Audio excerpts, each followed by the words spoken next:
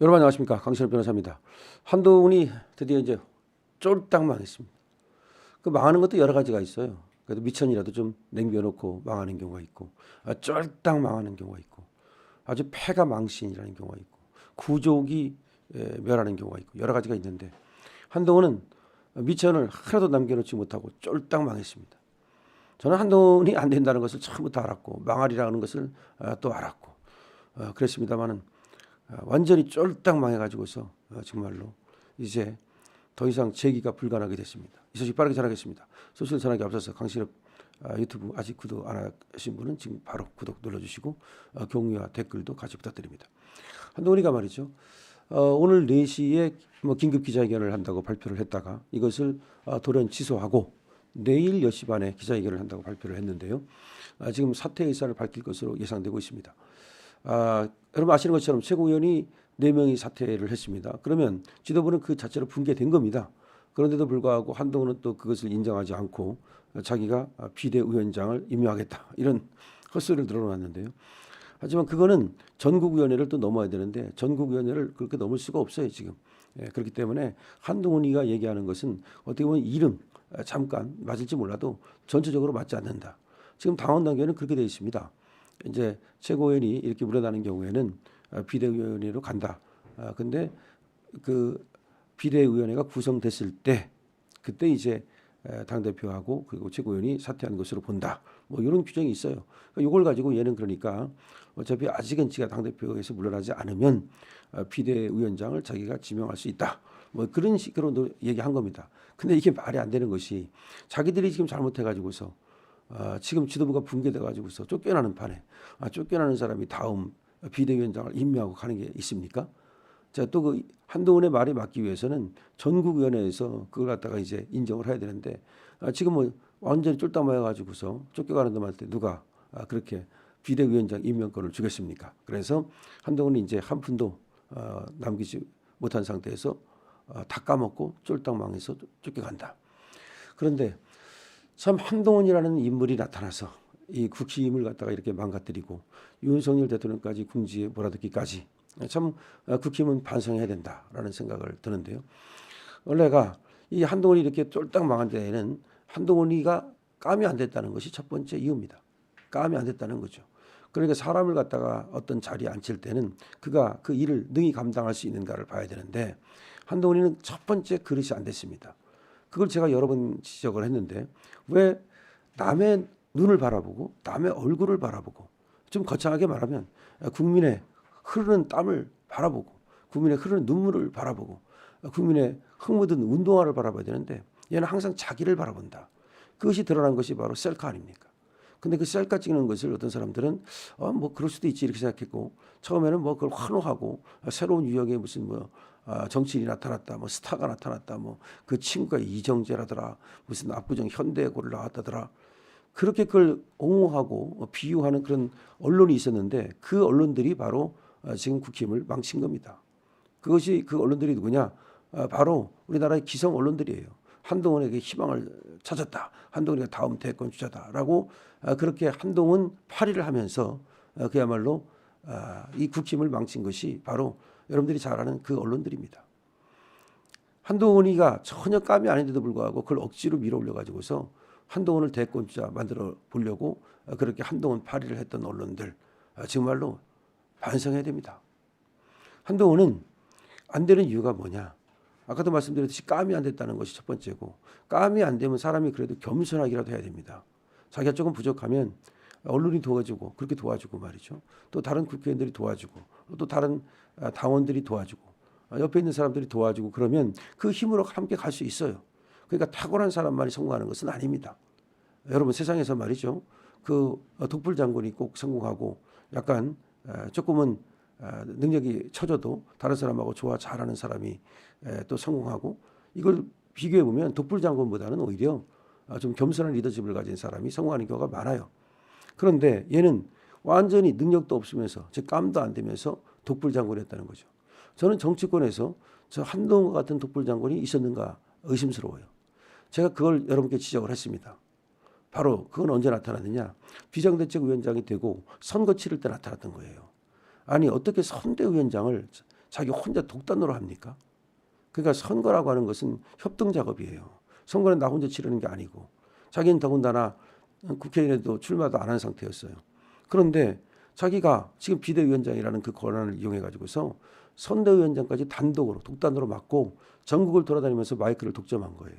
여기서 엄청난 문제가 발생한 거예요. 그러니까 얘는 기본적으로 능력도 안 되고 깜도 안 되는 자가 겸손하지 않고 자기 자신을 갖다가 아주 높게 평가하는 그 나르시스트, 그런 어떤 증상을 가진 거예요. 이건 거의 병적 증상이에요. 그러니까 그런 증상은 조금씩은 다 있어요. 사람들이 누구든지 내가 잘났다고 생각하지 내가 못났다고 생각하면 단 하루도 살 수가 없어요. 그렇지만 한동훈은 그 증상이 거의 병적이다.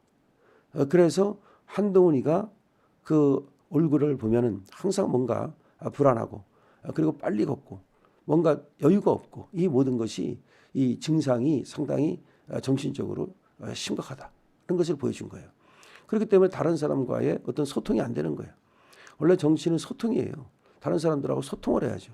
근데 한동훈이는 사실은 소통을 안 했던 겁니다. 독단적으로 내가 당대표인데 내 마음대로 한다. 아니 당대표라고 하는 게 최고위원들하고 소통하고 당원들하고 소통하고 국회의원들하고 소통해서 뭐 하라고 그 있는 자리지, 내가 당대표니까 아무도 안 만나고 내 멋대로 한다? 그게 당대표입니까? 그러니까 얘는 기본적으로 정치를 할 수 있는 사람이 못됐다. 까미 안 됐다. 그리고 겸손하지도 않았다. 소통 능력도 없다. 그 다음에 한동훈한테 없는 게 뭐냐? 비전이 없어요. 나는 제가 왜 그 당대표가 된지를 지금도 이해하지 못합니다. 당대표가 되고 나서 난 뭘 하겠다. 예를 들어 사법개혁을 하겠다. 예를 들어서 나는 예를 들어서 무슨 행정개혁을 해보겠다. 제도개혁을 해보겠다. 뭐 나는 대한민국을 갖다가 지금 여러 가지 저 이재명의 저 적폐, 민주당의 저 적폐 이런 것들이 있는데 그걸 갖다가 막는데, 그리고 민주당의 일당 독재, 그리고 이재명의 저 일당 독재 이런 것들을 막는데 앞장서겠다라든지 뭘 하겠다가 없어요. 그 비전도 없고 리더십도 없다는 거죠. 그럼 왜 당대표를 한 거죠? 제가 한다는 것이 결국 내놨던 것이 그거예요.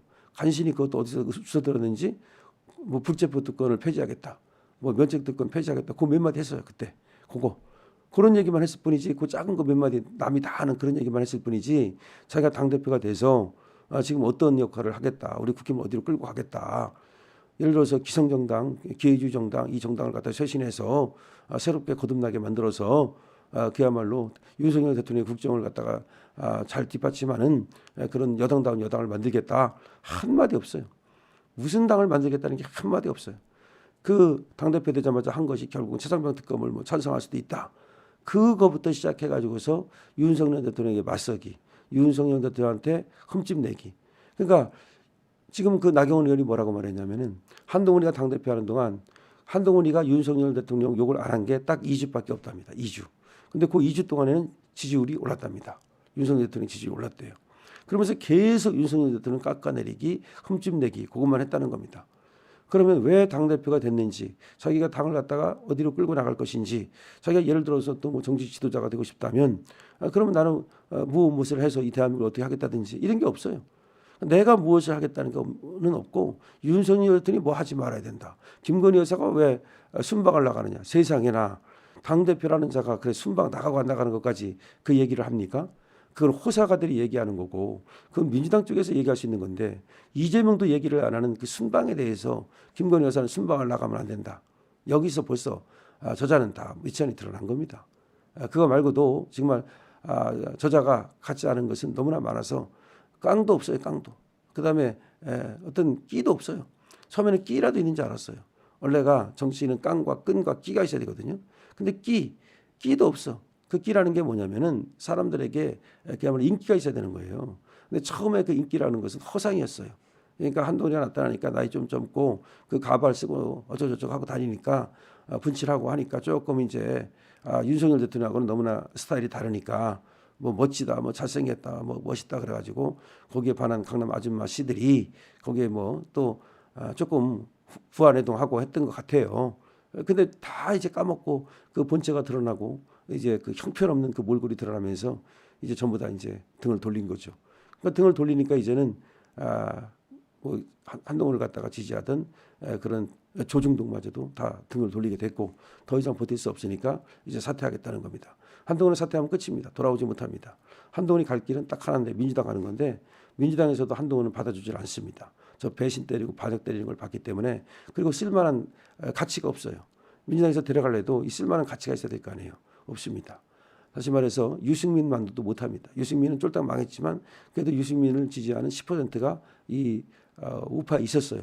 왜냐하면 유승민은 그래도 한동훈보다는 낫으니까 적어도. 그러니까 유승민은 적어도 한동훈처럼 뽕보라하고 가발 쓰고 그렇게 쇼하고 배신 때리고, 물론 이제 유승민도 배신은 때렸지만 그 배신은 한동훈 배신에 비하면 10분의 1밖에 안 돼요. 그래서 완전히 한동훈은 망가졌다. 한동훈은 쫄딱 망했다. 미천도 하나도 없다. 이렇게 말할 수 있고, 앞으로 한동훈이 이제 수사를 받아야 됩니다. 단계 수사를 받아야 되고, 그다음에 지금 장해찬과 배승희가 함께 했다고 하는 지금 그 댓글 작업, 이것도 수사를 받아야 되고, 그거 말고도 아마 저 손준성 수사받은 거 있죠. 고발 사주, 아마 이것도 수사받게 될 겁니다. 이제 한동훈의 겨울은 시작됐습니다. 배신의 그 대가는 혹독할 것입니다. 댓글 많이 남겨주시죠. 공유도 해주시고요. 그리고 무엇보다도 구독이 강신업 TV에 큰 힘이 됩니다. 고맙습니다.